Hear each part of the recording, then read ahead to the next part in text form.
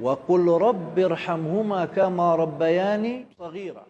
نقل فؤادك ما استطعت من الهوى، ما الحب إلا للحبيب الأول، كم من منزل يألفه الفتى وحنينه دوما لأول منزل.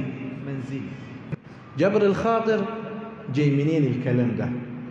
ما معناه؟ مش في اسم من أسماء الله الحسنى اسمه الجبار؟ والجبار الذي يجبر بخاطر خلقه هو الله رب العالمين.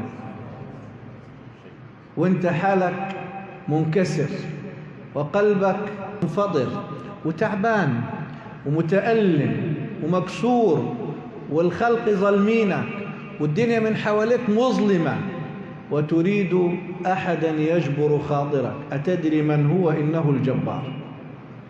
فوحدوا الله الذي لا إله إلا هو. من مشى بين الناس جابرا لمين؟ للخواطر، أدركه الله فين؟ في جوف المخاطر. أنت هل تجبر خاطر من حولك كمسلم؟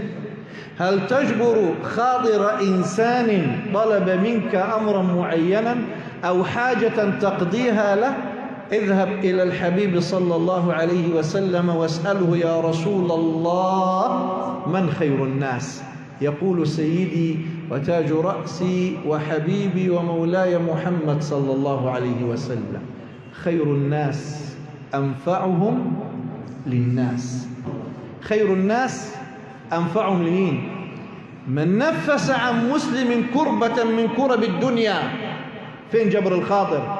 نفس الله عنه كربة من كرب يوم القيامة. ركزوا، الجزاء من جنس العمل.